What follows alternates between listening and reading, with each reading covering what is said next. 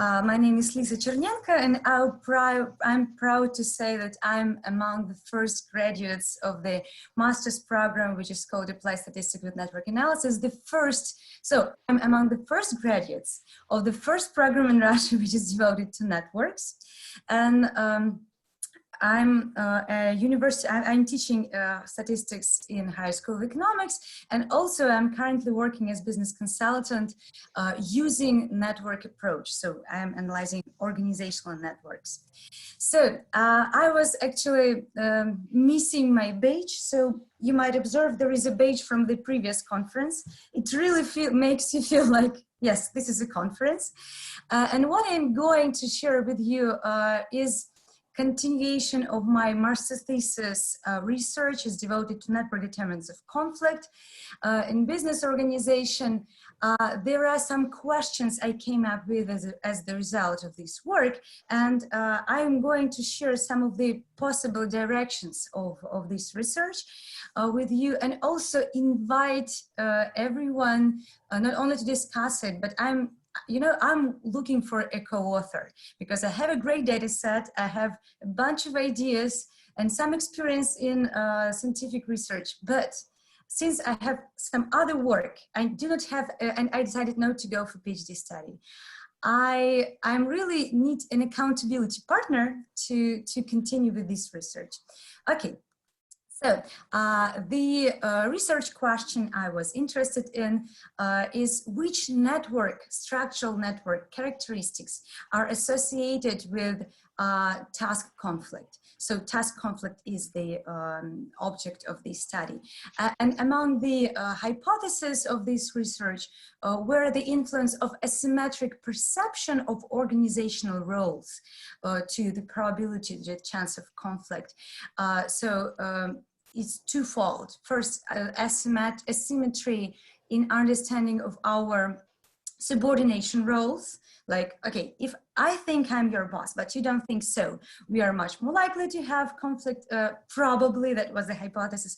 And also asymmetry in the priority perception was supposed to influence conflict, also to predict conflict. Also, the second set of hypothesis was about being overloaded with number of contacts. Let me jump further. So here is the data set, which is the really great data set from collected in industrial organization operating in 3 countries, Belarus, Poland, and Russia. And now we already have 3 waves at the moment of master thesis. It was 2 waves. Now there are 3 waves of data. This organization has over 800 employees. By now it's more than 1,000, but you might see here the numbers were different from year to year. And the data was collected using online questionnaire. The questionnaire asks whom you communicate with, who is your boss, whom you address for advice. And as a result of this, we've collected this number of, sorry, I don't see my, yeah, this number of networks. So it's about interactions, frequency of those interactions. Out of all interactions, which do you really need to accomplish daily tasks and which are most important. Maybe someone is writing in the chat, but I cannot actually see it from this mode. If anything important, please let me know. Also, it's about direct and indirect subordinates, comment for advice, and conflict network. Also, I have a bunch of formal data like position, affiliation with departments, and data on competences and skills. Let me also skip this in order to jump to the most interesting stuff. And so we then reframed these data sets so that one observation is a directed pair of nodes, like this source, which is A, the target, which is B, A and B. And if A has answered that he has conflict with B, then we have 1 in outcome variable. And if A did not nominate conflict, it's 0. And so what was done further? As you can see, we had almost 6,000 observations in this way. We've employed all the characteristics of A and characteristics of B and characteristics of the pair itself to try to predict, to classify between outcomes, between 0s and 1s. We employed naive Bayes regression for that purpose. You might see the software that it was written in Python. In order to predict, I've used the data, organizational data I had, but also a set of network predictors to explore how it works. Many centrality measures, clustering coefficients, several similarity coefficients, all obviously being connected in different networks, like important communications, etc. And the graphlet orbits, but this particular part I will describe further. So here are descriptive data about the networks. The picture presents, shows you the conflict network in one of the years. Here are descriptive statistics. So from year to year, it's different between because size of the organization has changed. But in general, you might say that in the largest connected component of conflict, there are from 300 to 400 employees involved, who on average have 3 conflicts with other employees, and overall, they're connected by 400 to 500 conflict links with each other. What's most interesting on this descriptive level is that we observe very low reciprocity. Like if I experience conflict with you, in fact, there is very little chance that you experience the same. So conflict is kind of personal matter. Where do you see that? Reciprocity, I don't see my cursor, sorry.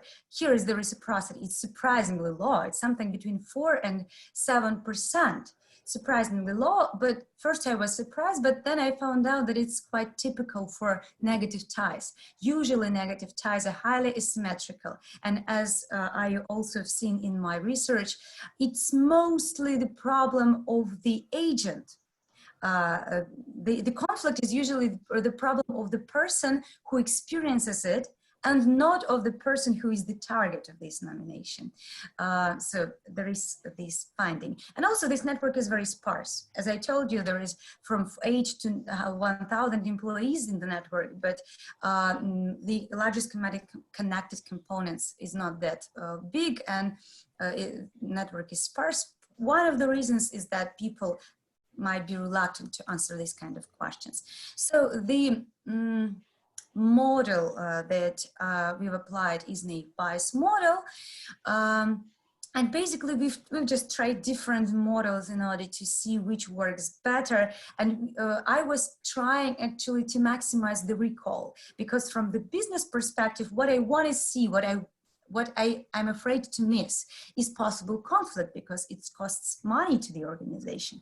It is associated with lower performance, etc. So recall percentage of actual conflicts, which we were able to predict with our models, is maximum with naive bias. I was comparing it with logistic regression, with the simplest form of neural network, support vectors, machines, KNN, and random forests. As you might see, these particular characteristics of performance is maximized with naive bias.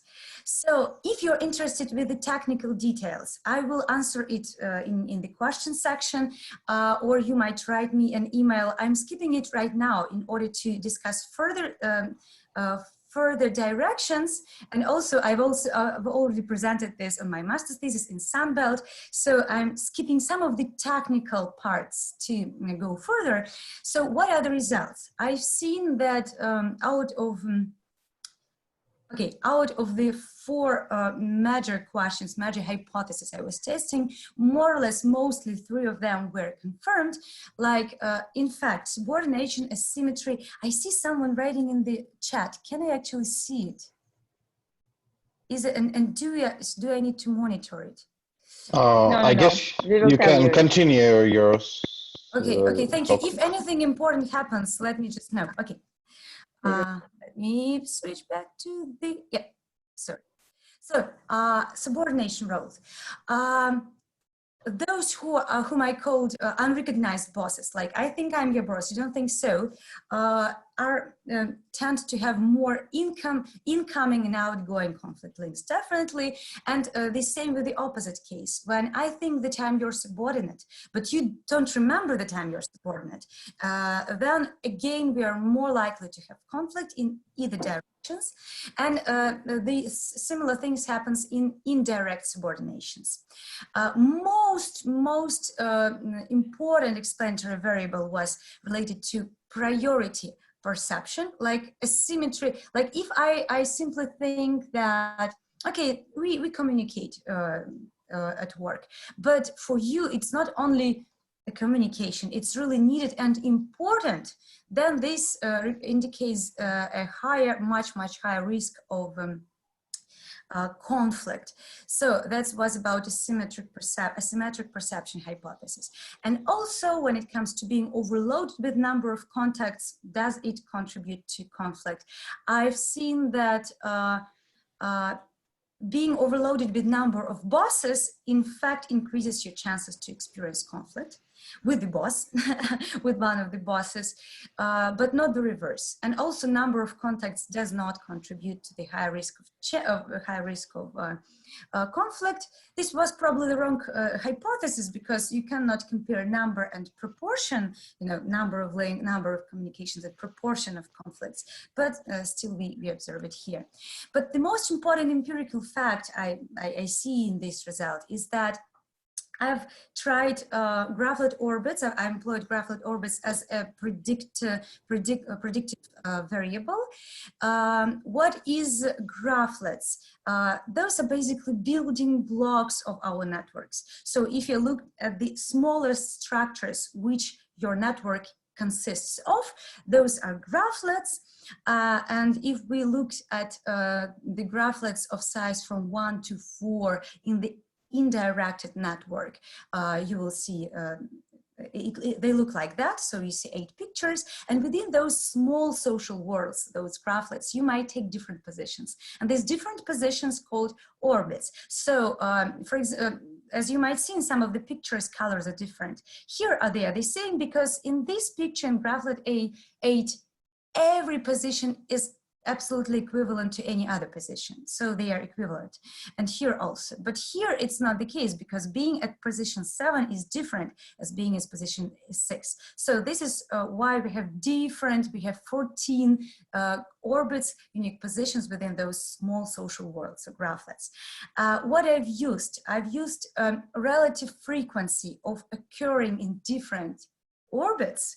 So relative frequency of being involved in these small social worlds, to try to predict your chance of experiencing conflict, and also your chance of others having conflict with you. And it turned out that those who frequently take positions which are mostly white here, 2, 5, 7, and 11, actually those are in between positions. Within some small social world, you are in between of some other participants. They are associated with lower risk of you experiencing conflict. So if I'm in this position frequently, I'm less prone to conflict. Contrary, those who take more peripheral positions like 1, 4, 6, and 9 are less prone to conflict, which I found really interesting. It is not interpretable at this particular stage, because it's a bit messy, a lot of information together. And for example, this way I do not actually account for nested structure of networks, because for example, this structure is a part of this structure as well. I don't see it here. I don't know what is more important, but I think that this is a nice clue of where to go further. So this is basically the result of my master's thesis, where I want to go further. I believe that this brokerage position explains a lot about conflict, about chance of being in conflict. And one of the measures I came up with is Bird's constraint. In fact, it is the property in the initial form. It is the property of not of a node, but of a pair of nodes of directed link or edge from I to J. And basically it describes how much this path from I to J allows you to, how much brokerage opportunities does you have, but it's the opposite of that. The high constraint means that you do not have brokerage opportunities. The highest level is 1. And when it's very small, it means that you have a lot of opportunities. This particular link shows a lot of opportunities for brokerage. Let me show it with a picture. So if you have network like that, you might expect that node 3 has the lowest opportunity for brokerage, right? Because it is not related to anyone. It needs to but 1, and it needs to relate to 1 in order to connect to the rest of the network. And if you go to the constraints, here we have constraints calculated. You actually see that path from 3 to 1 has the highest constraint, because there is no way 3 can suggest brokerage, can be a broker for anyone else. But the contrary, node 1 has high opportunities for brokerage, and therefore we see low constraints of this particular link. So this is where I'm looking for. Let me know what you think of that. And I just want to share, say that on the very preliminary, on descriptive, exploratory play with this data, I've seen that in fact high constraint is associated with high risk of conflict. So this is very descriptive, very preliminary, but still you can see on this graph positive association between constraint and between the relative frequency of conflict. And you might also see that there is a lot of zero observations, meaning that there are some people who were not nominated by others in conflict network. And if I exclude them, this correlation goes up to 0.6. I'm not sure I should exclude them. I do not know. But my idea is that probably, since this is a sensitive question, probably there are some people whom others were not brave enough to nominate in this question.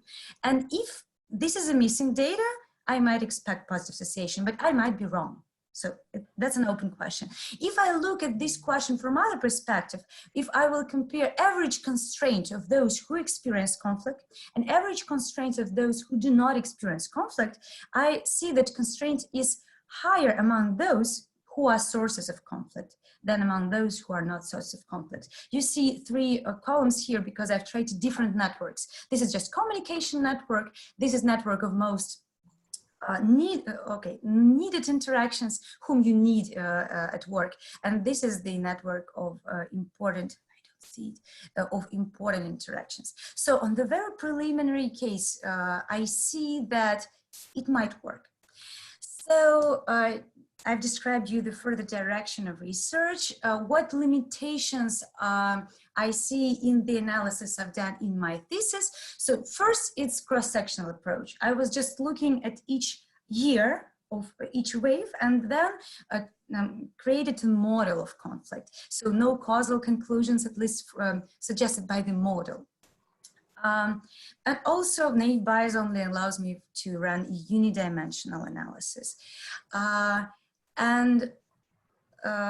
Also, as I told you, this approach ignores nested structure of networks and does not allow for this hierarchy, like, okay, this structure is a part of this structure, is part of this structure. And in my analysis, I didn't compare which of them in this hierarchy is actually most influential. Those are limitations. I will skip some of the technical, if you're interested, ask me. So where I see continuation of this research, we should employ temporal character of the data, because by now we have 3 waves. That's really nice. Probably Siena would be the good model to see how conflict evolves over time. This will not be perfect because these measurements were done once in a year. So And this type of conflict is probably situational, but still, maybe I will observe some of the conflicts which are persistent, some of the conflicts changing, so probably we can use this. And also, it's perfectly meaningful to imply argument models here to differentiate between different structures to see which are most actually important. And there is a number of different approaches I can look at my data. But after that, after seeing on average how brokerage influences my opportunity, my chance of being in conflict, I would like to go deeper because brokerage might be very different. If I'm within the same, if I'm within the same department with this person, that's one case. If I am within one of the departments, and there are two departments here, there's another case. So we have different brokerage roles, which we might observe, and maybe, and I expect from organizational perspective, they should have different explanation, different meaning. So I would love to go deeper there. So basically, this is it. I really welcome your questions and invite you actually to join my research. As I told you, I'm not currently affiliated with the scientific part of network science, and I would love to, so I invite you, I'm ready to share this data. And also I would love to invite you, the Russian-speaking part of the audience, because on Thursday, I will also give a webinar which is more practice-oriented, which is more business-oriented. I will also talk about network applications in organizations, particularly, oh, I'm sorry, it was a timer for 20 minutes. I'm finalizing my speech. I will talk about organizational network applications in these crisis times. Like if you are forced by economic reasons to fire some of your workers, whom you cannot fire. Otherwise, if you need to reorganize your business because some parts of the business are underloaded, some overloaded, how to wisely do this reorganization, taking into account what we know from network science. I will talk about this. I'm sorry, it is in Russian because the webinar will be in Russian. And if you're interested, I may copy this link to the chat area. So thank you so much for your attention. You might see my contacts here, and maybe it is even easier for you to scan this code to get my contacts in your phone immediately. So I'm waiting for your question. Thank you for your attention. Okay, so do we have questions? Lisa, can you meanwhile move to the contacts slide of your presentation? Yeah, because there was a question about your email. Okay, okay. I might simply copy it to the chat area. Or actually, it's relatively difficult for me right now when I'm running a demonstration, but maybe, oh, I'm the only one who might do that. So let me probably do that. I'm sorry. Because if I do not stop presentation, I cannot copy. Here's my email, one of them. Yeah, I'm writing that to everyone in the chat. And also let me copy the link in case anyone is interested in visiting the practice-oriented webinar networks. I have a question. Maybe just a comment. I think that Sienna here is very good idea. I would recommend it quite a lot. I think this would be really a nice example of Sienna because you have now 3 time points and the size is also okay. And so I think go ahead. Do you have any students who might be interested in this data, Anushka? I don't know. I don't know. Maybe you can find somebody in master's program, maybe a student that can pick up as a master thesis to do it further. That would be a good idea. Yeah. Hello, can I ask a question? Yeah. Can you hear me? Yeah, yeah. Perfect. Yes. Okay. I noted at the beginning of your presentation that you're modeling this as task conflict. Mm-hmm. But I was thinking as I listened to the presentation that this really is about relationships between people. And one of the big issues in the research literature in conflict management is the difference between task conflict and relationship conflict. So the first part of the question is, isn't this really a relationship conflict because it's, you know, between people?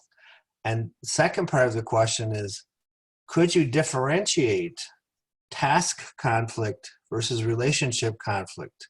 And let me just tell you, I've seen reviewers look at research like this, and that's one of the things that they ask the authors to do. They ask the authors to try to compare task conflict with relationship conflict. This is a great question. In fact, in my particular data set, I'm limited by the data I have because it was not a research question. From the beginning, it's a consulting project, you know, and I have only one question there.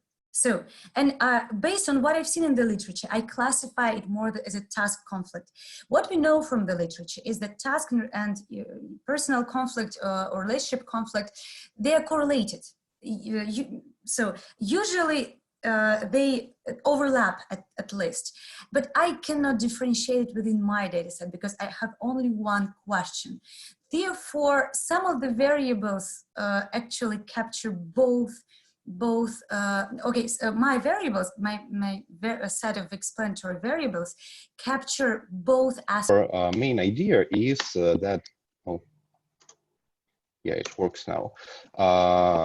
So that we do have a lot of information in our online social network profiles that can be analyzed by sociologists, politicians, and so the guys from the social sciences. Yeah, we have just seen another report that tells us how can we investigate and compare the results of the online user information in, for example, friendship patterns. There are lots of research on political interests, some structural modeling, and other topics that do use online social data.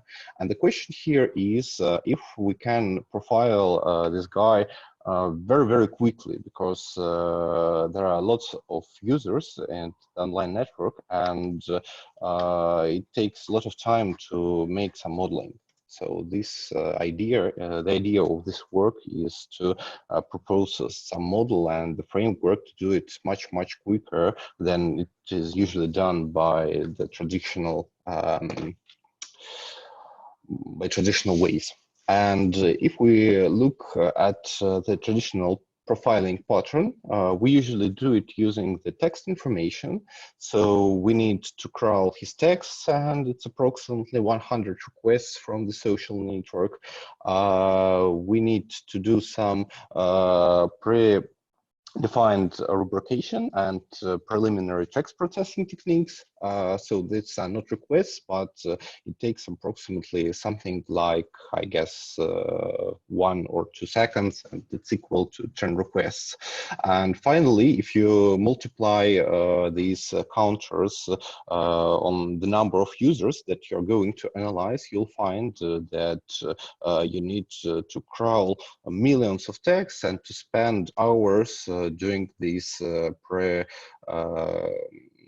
natural language processing preparation and rubrication techniques. From the other point, if you want to work with metadata, for example, the profile structure, you need only one request. And if you have a pre-trained model that can use this metadata information in your profiling method, then it will be much, much, much quicker to perform the analysis. So we have several hypotheses in this research. The first one is that the user can be described by his topics. So we suppose that the user has some information on his page describing his interests. We have the same hypothesis for groups and public pages. So groups do write information about the topic they are devoted to. And the idea is, can we model these interests from text by the group and friendship structure? This is the third hypothesis, that user interest can be modeled by groups he is a member of. So this is the kind of typical profile from Contactee network. It's very popular in our studies. I guess the main reason here is that you can easily get data from it. It has very open access API still, and just from here we already can see that this guy is interested in history and maybe especially in some communism topics. Yeah, so just very brief analysis from just looking at his page. And here are some statistics about the network and about our pattern. So there are nearly 200 million users. I guess this is statistics for 2 years ago when we scraped our data, and nearly, in fact, almost 200,000 users were in our research, and we have collected 14 million texts from them. And there are very few really big groups in the network, approximately nearly 200,000 groups with more than 500 members, and we have sampled nearly 19,000 of them. So we can see that there is the definite power law distribution here, and there are few groups with many users in them, and lots of groups with a small amount of users. Yeah. And of course, yeah, Contactee has a free API that can give us an opportunity to scrape this data very efficiently, and to make the modeling of the entire network, not just some part, but of the part of the network that is compatible to the whole graph, the whole network.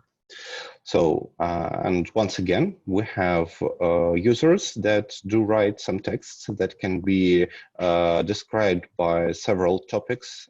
We have groups that either can be described by topics, and we want to model the structure without getting any information about the texts, because it's very expensive and time consuming.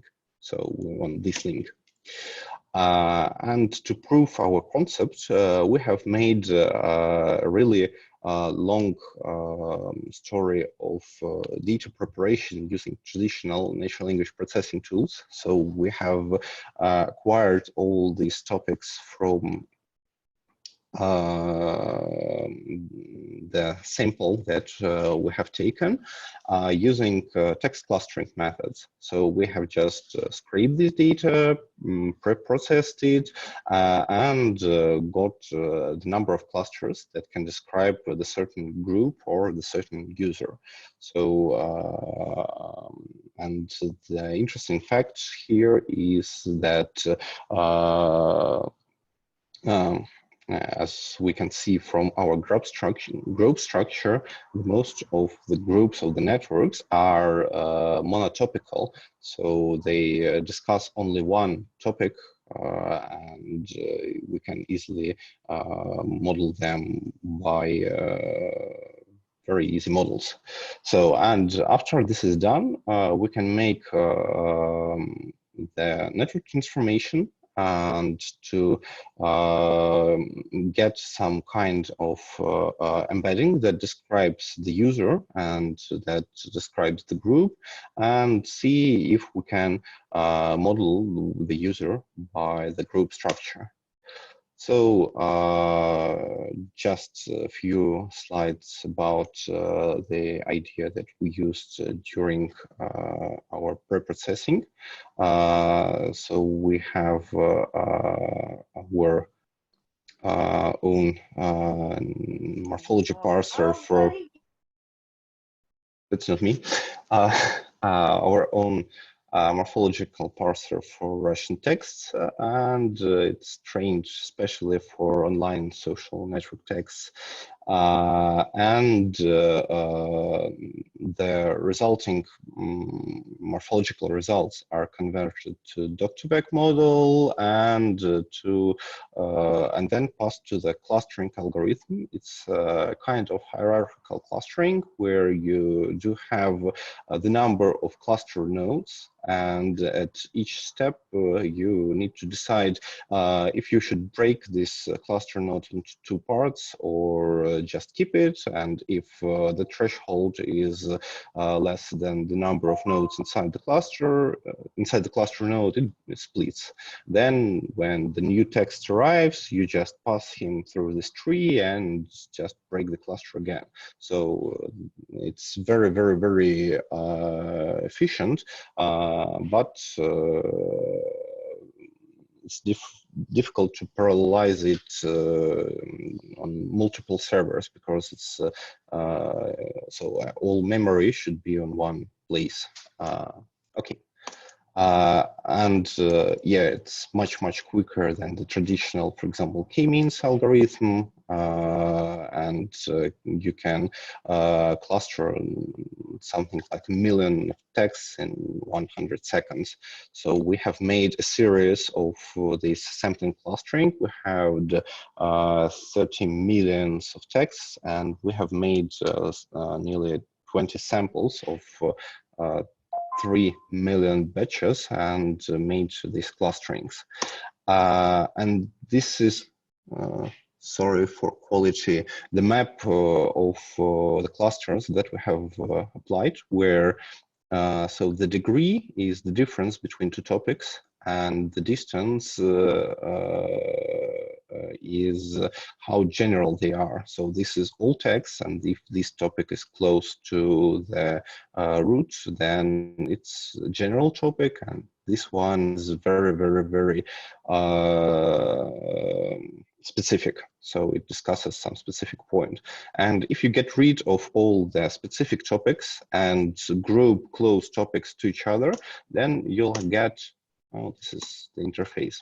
Yeah, then you'll get these final clusters schema, and there are very few of them, and so here is some kind of human description. So many guys discuss cars, pets, so health problems, of course, cinema, lots of topics about cooking, and so on. Yeah. This is the structure of topics that we do have. We can encode them to some kind of one hot vector where we, oh, sorry. Okay, so where we do have a group described by the number of posts she has in some certain topic, and the user that can be described by the same model. And now we come to the network modeling, where we use not-to-back embeddings. So a brief description here is that we have some kind of the connected network, and we start random walk on this network from some randomly selected node, and we have two parameters, so P and alpha, which describe our random walk pattern. If alpha is very, very high, then the random walk will tend to return back to the seed node. If so the P is high, then it will tend to deep search fast, talking to the classical graph theory. So the first parameter is the return back to the node. The second one is to do broad fast search or deep fast search. And finally, we can have a vectorized a vector for each node, so that just a very brief picture can be described here. So we can see that some nodes are close to each other, and we have the same structural patterns seen in the vector coordinates. So as we are working with nearly 20,000 groups and more than 100,000 users, the only way we can do it quickly, and we can do it so even not quickly, is working with random walks. So here is the, sorry for this dirty slide, some modeling of these P and alpha parameters, and we can see that modeling them doesn't change the total structure of accuracy, where we're trying to predict the group profile, and mostly we can say that we can predict the group main topic with 77.5% accuracy.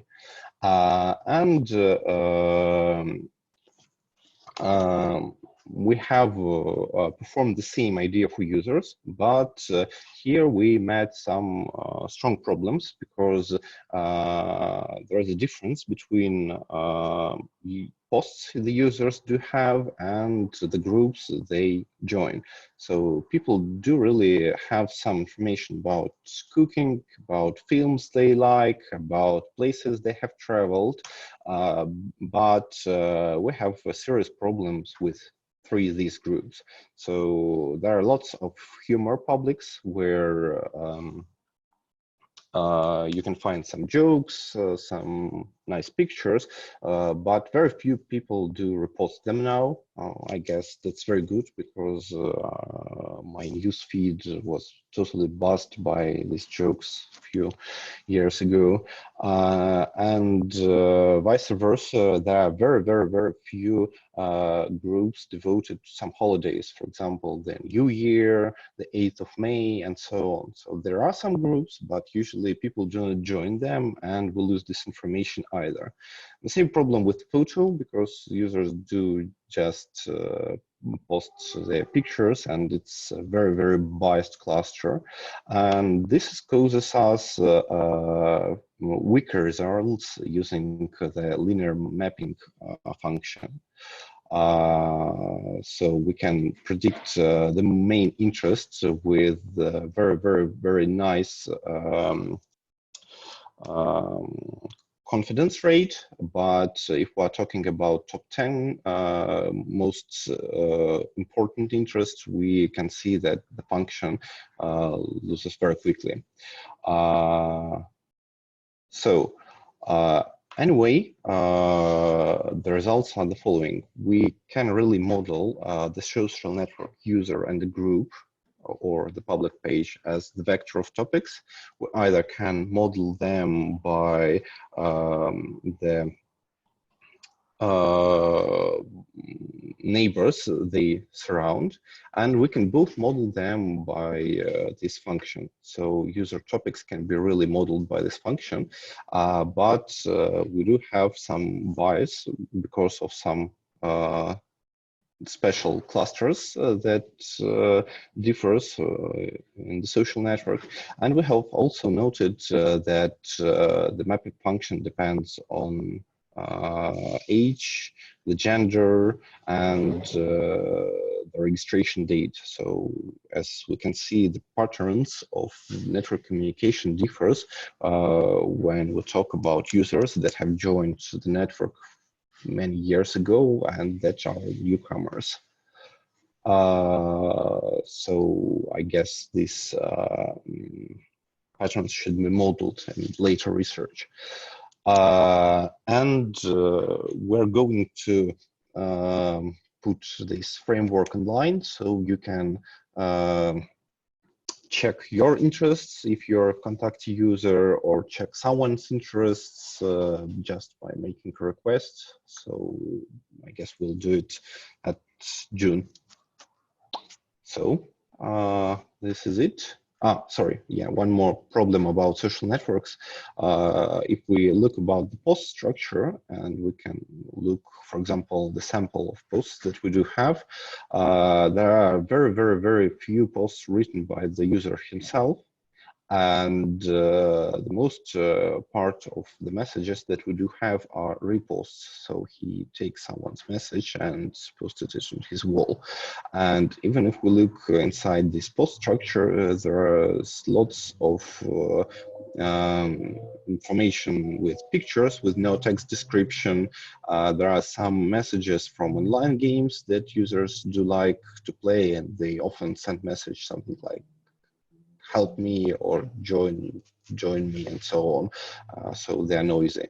And that may causes some bias of this clustering function too. We have just excluded all the pictures and all these game messages away from our research. So I guess this is it. And thank you for joining, and I'm ready to answer your questions.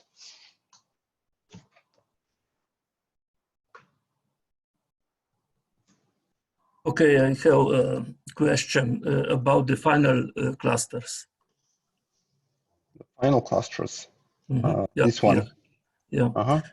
Why the cluster pets appears twice? Oh, I guess that's just my mistake when copying the cluster structure. Sorry. So there is no deeper reason. No. In fact, most messages about pets are about some volunteers that are looking for a house for some pets. And if we go deeper, we can find differences there. So some pets exhibitions, some collaboration. But if we look at the topic structure, the most messages about pets are just volunteers. Yeah, and that's surely my mistake, sorry. Thank you. Okay. So I guess we'll have some final release in summer, and if you're interested in making some profiling methods, you can use this framework on your data or just model some processes that you're interested in. For example, we have included this model to our income prediction survey and analyzed if different social network factors impact on your wellness. And so, yeah, it does. I guess this should be very interesting to use it in different applied